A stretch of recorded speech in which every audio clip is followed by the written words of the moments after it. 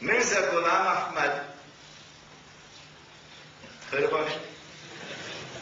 He said, I am the fulfillment of that prophecy about the return of the true Messiah.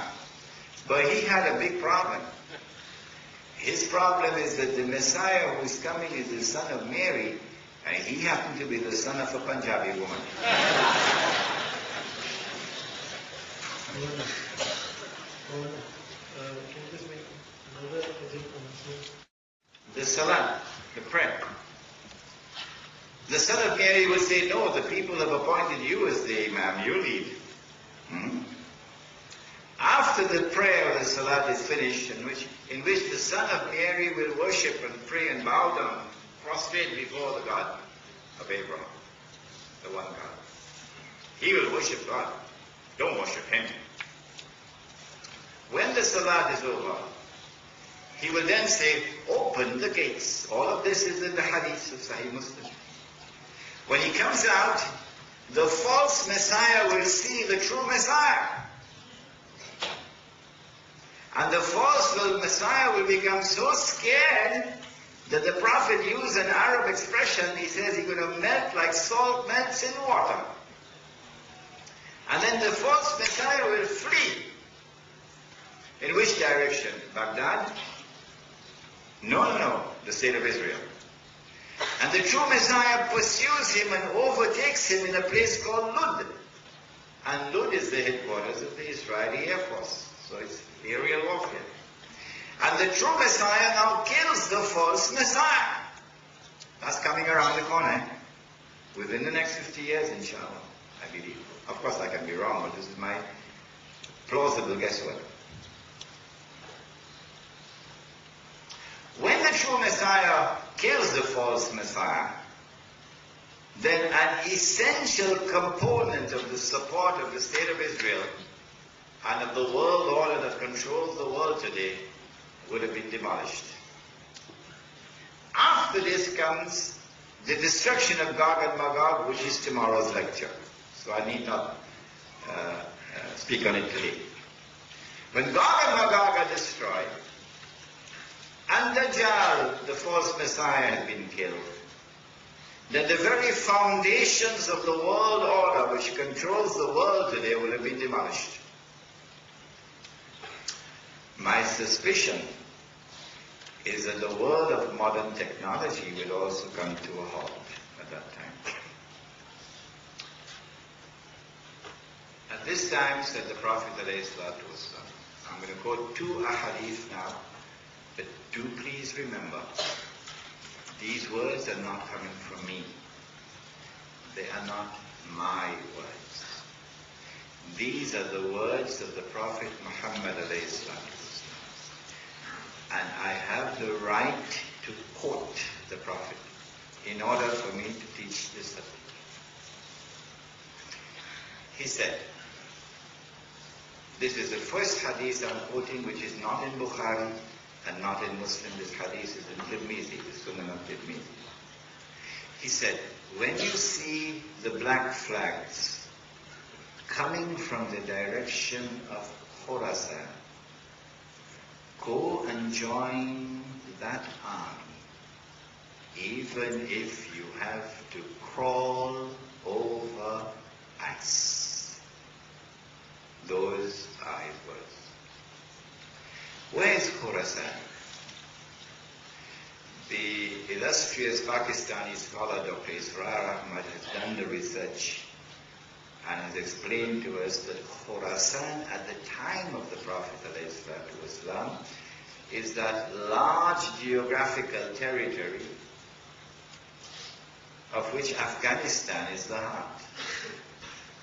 Includes the northwest of Pakistan and the northeast of Iran and territory north of Afghanistan.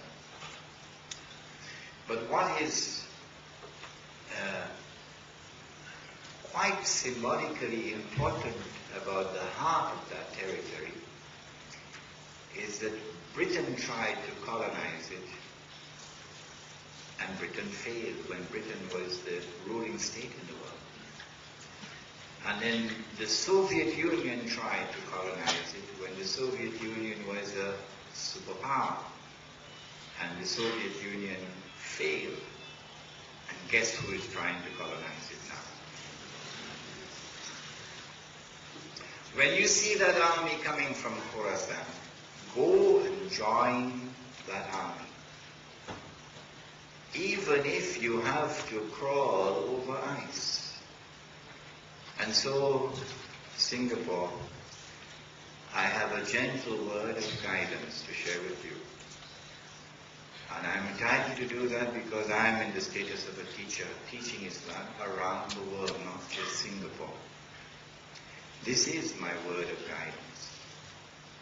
When you look for those who are your guides, your teachers, the men whose opinion you cherish, to guide you on the right path, to teach you your religion, ask yourself, is this the kind of man who would crawl over ice to go and join that army which will come from Khorasan? If he's not, then go look and search for such a man.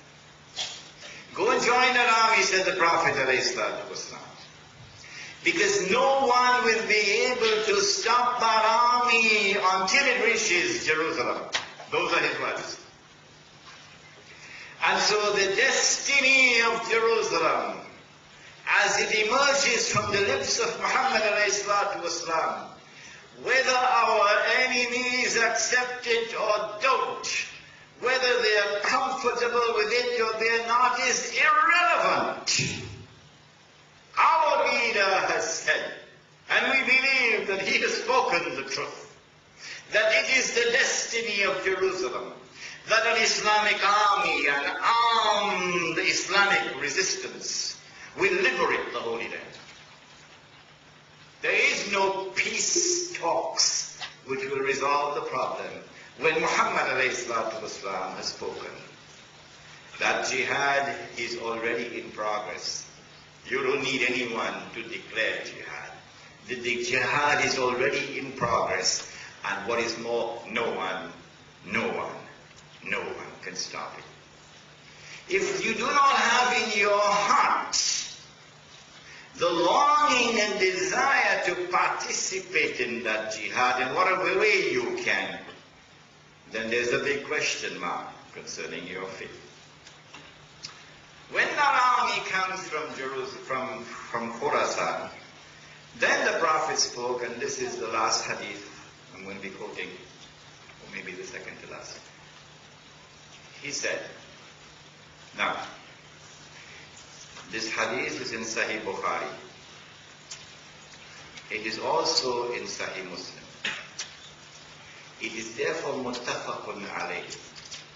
It is the strongest, most authentic possible statement of Muhammad ﷺ. These are his words. Do not say that they are mine. They are his words. He said, لَتُقَاتِلُنَّ الْيَهُودِ. You will most surely fight the Jews. That's already happened. وَلَتَقْتُلُنَّهُمْ. And you will most certainly kill them, meaning you will be victorious. حَتَّى يَقُولُ الْحَجَرُ. At that time, the stones will speak. يَا Muslim, O Muslim, هَذَا يَهُودِيٌّ وَرَائِي. There's a Jew hiding behind me. فَتَعَالَى فَقْتُلْ. So come and kill him.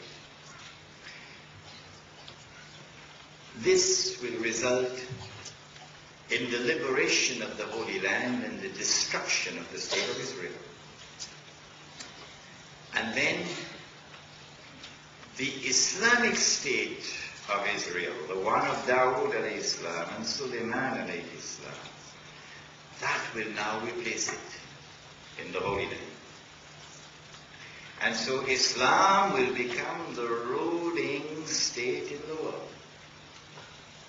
And the true Messiah will now rule the world from Jerusalem, with a rule which will be eternal.